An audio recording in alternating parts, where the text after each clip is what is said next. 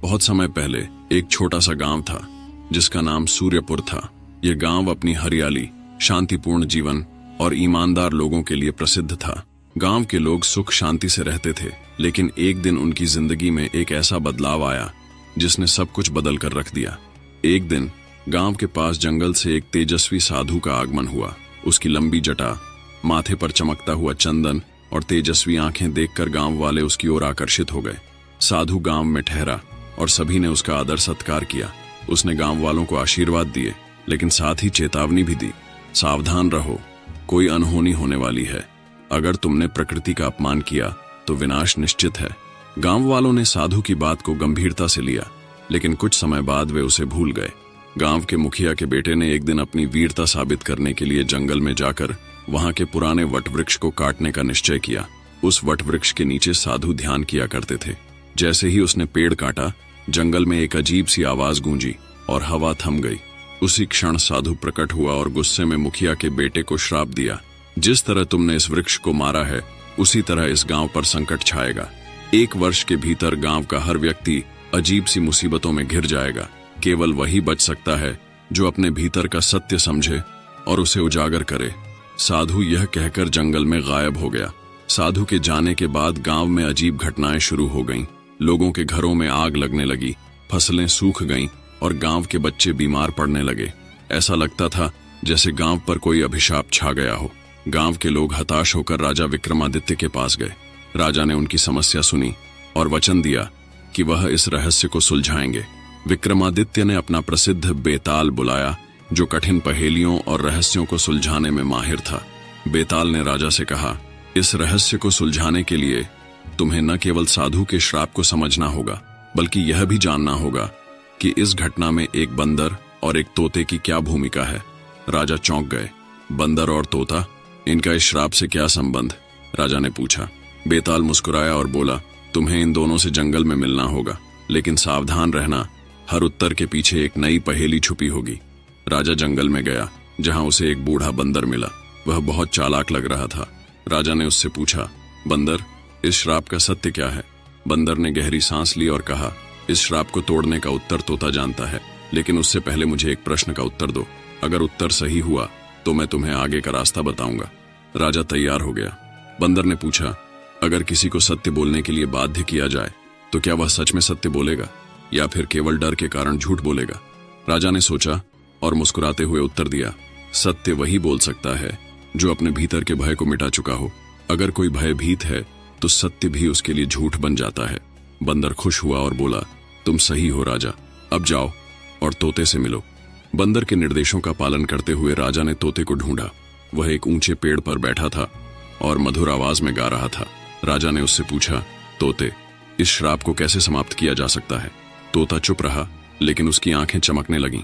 उसने गहरी आवाज में कहा, यह जानने के लिए तुम्हें बेताल की दूसरी पहेली का सामना करना होगा। राजा वापस बेताल के पास गया। बेताल ने राजा को दूसरी पहेली दी, अगर साधु का श्राप सत्य है तो वह समाप्त कैसे होगा? क्या भय और सत्य एक साथ रह सकते हैं? राजा विक्रमादित्य बेताल की दूसरी पहेली सुनकर गहरे विचार में पड़ गया। उसने सोचा, भय और सत्य एक साथ कैसे रह सकते हैं? राजा को लगा कि इस प्रश्न का उत्तर साधु के श्राप और गांव की मुसीबतों को सुलझाने में मदद कर सकता है। राजा ने बेताल से पूछा, क्या इस प्रश्न का उत्तर जंगल के तोते और बंदर से जुड़ा है? बेताल मुस्कुराया और बोला, तुम्हारा मार्गदर्शन सही है, लेकिन याद रखो, सत्य तक पहुंचने के लिए तुम्हें अपने भीतर के भय का सामना करना होगा। राजा ने जंगल में वापस जाने का निश्चय किया। उसने तोते और बंदर को एक साथ बुलाया और उनसे श्राप के समाधान के बारे में पूछा। दोनों ने कहा, सत्य केवल वही जान सकता है जो अपने भीतर के अहंकार को त्याग दे। श्राप का समाधान साधु द्वारा दिए गए संकेतों में छिपा है। राजा ने गांव में जाकर साधु के शब्दों को याद किया, केवल वही बच सकता है जो अपने भीतर का सत्य समझे और उसे उजागर करे।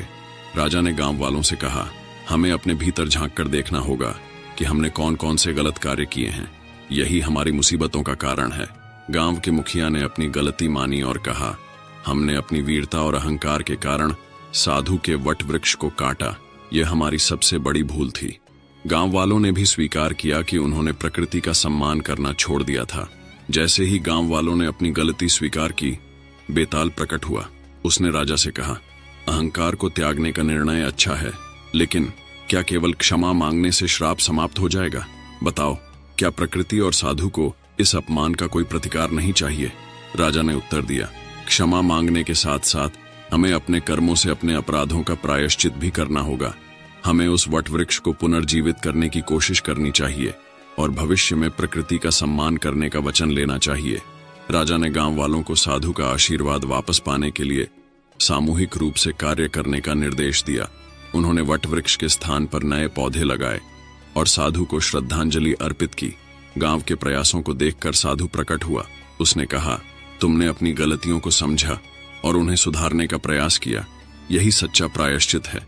मेरा श्राप अब समाप्त होता है। साधु ने गांव को आशीर्वाद दिया और वहां फिर से सुख शांति लौट आई। बेताल ने राजा से कहा, तुमने यह साबित कर दिया कि भय और सत्य एक साथ नहीं रह सकते। सत्य का सामना करने के लिए व्यक्ति को अपने भीतर के भय को दूर करना होगा। यही जीवन का सबसे बड़ा पाठ है।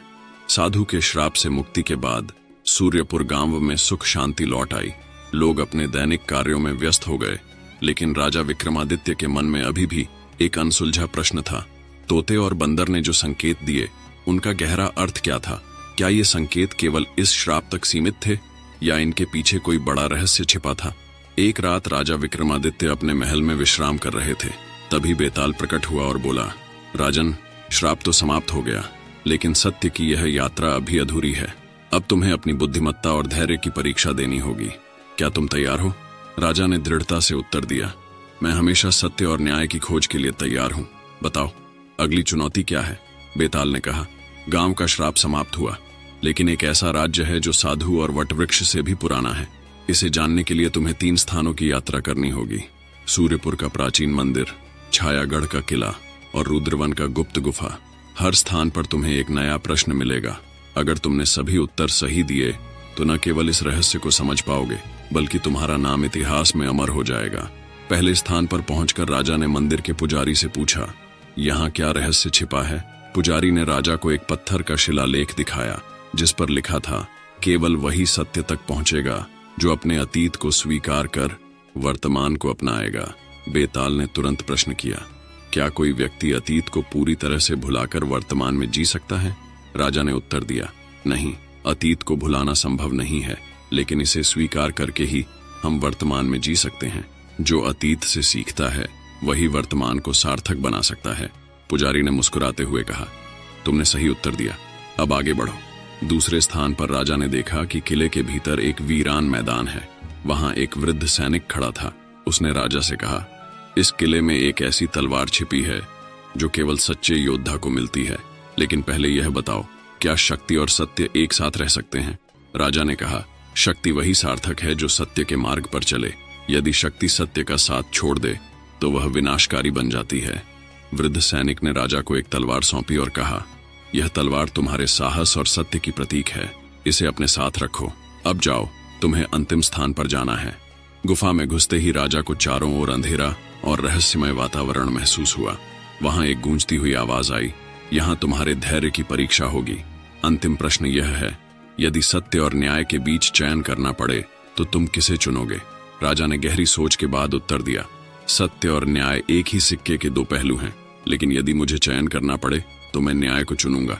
सत्य व्यक्तिगत हो सकता है, लेकिन न्याय हमेशा सभी के लिए समान होता है। गूंजती हुई आवाज शांत हो गई। तभी गुफा के भीतर एक चमकदार दीपक प्रकट हुआ। बेताल ने कहा, यह दीपक ज्ञान का प्रतीक है, इसे अपने साथ ले जाओ। अब तुम्हारे सभी प्रश्नों के उत्तर पूरे हो गए हैं। यह रहस्य समाप्त होता है।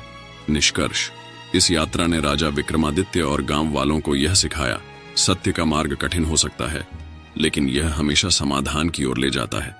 अतीत से सीखना और वर्तमान में जीना ही जीवन का सार है। शक्ति और सत्य का मेल समाज को समृद्धि और शांति प्रदान करता है। राजा विक्रमादित्य का यह साहसिक कार्य केवल एक कहानी नहीं, बल्कि हर व्यक्ति के लिए एक प्रेरणा बन गया। सत्य और न्याय की इस यात्रा को इतिहास में हमेशा याद किया जाएगा। धन्यवाद।